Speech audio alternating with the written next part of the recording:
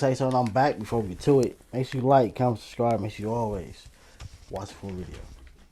Lil TYS was on his way up in the rap game and made history in the industry, but he was tragically killed right before he blew up and took everything to the next level. It's a wild and brutal story, and today we're breaking it all down. Lil TYS was raised in Sacramento in a neighborhood called Northgate. It's one of the most active areas in the city, and TYS said in an interview that growing up there was wild because of everything he saw. TYS's mom and dad weren't really around when he was a kid, so he just made his own lane and had to learn how to move in the streets. He didn't want to air all of his street business during interviews, but TYS got active at an early age and spent a lot of time locked up. TYS said he was in and out of juvie all the time as a kid. The first time he got booked was for evading arrest and selling a little weed. Then he came out and started kicking in doors and robbing houses, and his second arrest was for burglary and another weapon case. There were a few probation violations that got him locked up for a few months at a time, and before he turned 18, he'd already been to juvie 10 times. TYS was really nice at baseball and could have taken it far, but getting in so much trouble with the cops caused issues at school too. One time after he finished his juvie bid, TYS tried to go back to school, but they kicked him out and pushed him even deeper into the streets. He said that he wished he wasn't in the streets at all and had just gone professional with sports to make legit money. But unfortunately, that's not how it went down, and he ended up dying in the trenches. The area where TYS came up has a lot of gangs, but he repped the Nortes. The Nortes, or the Norteños, are a Hispanic gang that started out in the California prison system.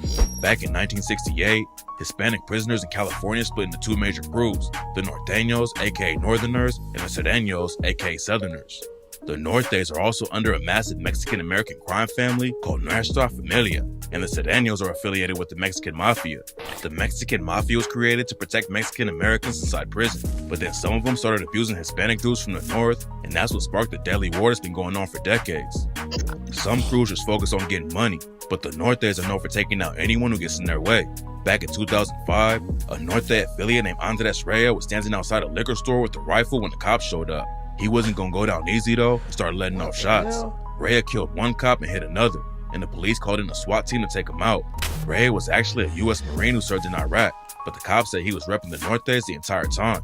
Then in 2013, a Norte named Giovanni Pacheco shot up a Mexican restaurant in Salinas, California. 7 people got hit during the shooting, and 3 of them ended up dying from their wounds. Lil TYS was repping the Nortes, but he also had his own crew he started with some homies back in the day called Take Your Shit, and that's where his rap name came from. TYS hopped up to Porsche early, but he always knew he wanted to make it in the music industry. He started making his own songs as a kid, but after he got active in the streets, he was focused on making money. After he turned 18 though, TYS realized he needed to switch up how he moved. Every time he got booked in juvie, it was only for a couple months, but he knew that when he turned 18, the charges would start getting a lot more serious. He hopped in the booth and started taking rap more seriously, but he still needed a way to make money while he was working on music. TYS dropped his first video around 2018, and it racked up over 20K views in no time. He ended up deleting it over some gang politics he never really talked about though. He didn't come back to the rap game until October 2020. He didn't have any kind of deal or anyone helping him push the music, but TYS still racked up over 300K views on the first official video he dropped. Popping off like that ain't easy, and it was clear from the jump that people were rocking with his style. Hitting 300K was crazy, but TYS never expected what happened next. A month after he came back to the music game, TYS dropped the track Straight Bars and leveled up in a big way. It blew up immediately and ran up crazy numbers, and now it's sitting at over 6 million views on YouTube. TYS didn't talk about what went down in the streets in interviews, but he wasn't afraid to air it out in his music. Like on the track Afterlife when he raps, "You miss your partner, you can see him in that afterlife. The sucker died, we trying to creep up in the candlelight. You scared to dribble, you was not no real stepper. Every time we off a sucker, swear it make me feel better. And we know y'all isn't no drillers, y'all ain't never popped a thing. So quit playing, could die over the shit that you be saying. I lost my brother on some fuck shit, it's been driving me insane." It's not clear how much pressure TYS was putting on the ops in the streets, but he definitely had some crazy situations going on. One time he was throwing hands with an op and was allegedly winning the fight, but then the other dude pulled out a strap and pistol whipped TYS in the face. He went live on IG right after it went down to talk about it, and even though his face was all busted up, he still clowned the op for having to use his gun. TYS allegedly rapped about it too on the track 20 and said, "And ain't nobody ever pressed me, ain't nobody going to. Getting into it with suckers, but you know they ain't gonna shoot. Walk away, you going out, so tell me what you gonna do. They might have caught me lacking once, but that's the shit you go through." After TYS got his name buzzing in the area, he sorry, I'm not doing like pausing and commentary, but I literally don't know who this artist is, and I'm stunned, bro. It's like it be sad when you see somebody who you got the potential. Like he was good at baseball, he was good, he's good at the music, but sadly, it be really sad. It be really sad, bro. Like, not saying just because you don't have a talent don't mean that you shouldn't be here, like that you don't deserve your life. It just be even sadder. It be sadder. It be sadder when somebody does have somebody. It's like seeing somebody homeless, like down, like super down, and you like we all done seen a homeless dude or homeless lady or whatever. They can sing like from the soul, bro. Like forget they can sing, they can sing. But it's like, well, look where you at. It's like life is crazy, man. A deal with Empire and broke the record for having the biggest deal for any Hispanic artist from Northern California. Even though he was making moves in the industry, TYS still had a lot of drama in the streets, and that's when his management brought him to LA to cool off for a while. They put TYS up in a mansion, and he lived there for a couple months and kept working on his music. TYS was doing everything right and trying to really take his career to the next level. But unfortunately, he still ended up going back to Sacramento, and that's what got him killed. In May 2022, Lil TYS was outside his apartment in Citrus Heights when shots started going off. Nobody knows exactly what happened, but rumors say a dude named Tony Diaz tried to rob TYS and up the strap first. Both of them got hit, but TYS tragically couldn't recover and was found dead at the scene.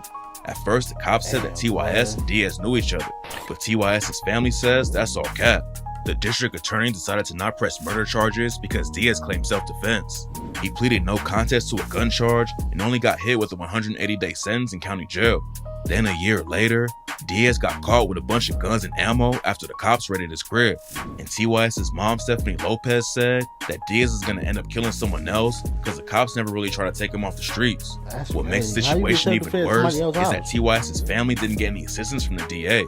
Victims of violent crime can get up to $70K to help pay for medical and mental health services, funeral costs, and lost wages. But since Diaz was never charged with murder, they never got help with any of that and had to pay out of pocket for everything. It's still not clear why Tony Diaz murdered Lil TYS, but rumors say it had something to do with the last thing TYS posted on Instagram. He posted on his story and was offering $30 for someone to print something out and bring it to him. Then he asked if any women wanted to be in a music video with him and told him to hit him up if they were interested. Some people think that TYS got in touch with Diaz about getting the paper printed out, and that's how Diaz got his address and decided to rob him. But according to a detective with the Citrus Heights PD, Diaz and TYS didn't have any messages on their phone or through social media at all. So the cops said, all of this info led us to believe the knowledge Diaz had of Jacob was primarily through Jacob's rap career and following via the post Jacob made. Being a rapper is a dangerous job. You never know who's watching your page and thinking about hitting a lick on you. And the more famous you get, the bigger the target on your back is. Lil TYS had the skills and momentum to make it far in the industry, but tragically he lost his life before getting the chance to really make it. I still want to know, how did you get self-defense? Like, if TYS was in front of his house and you came near, how? Like, I mean, it still depends on like what exactly happened. That's what I want to know. I want to know what happened, bro. That's crazy, bro. But condolences to his family, bro. Condolences to anybody that's like had lost somebody this year, bro. It's sad, man. Make sure you like, comment, subscribe, smash the like button. Catch you next one.